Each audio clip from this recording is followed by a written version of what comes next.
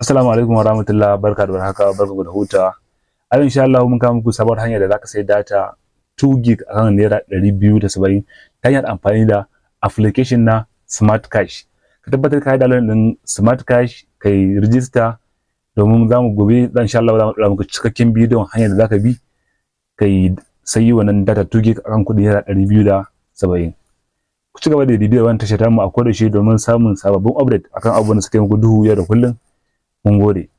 Naku a kodayaushe Al-Hussein Naso1.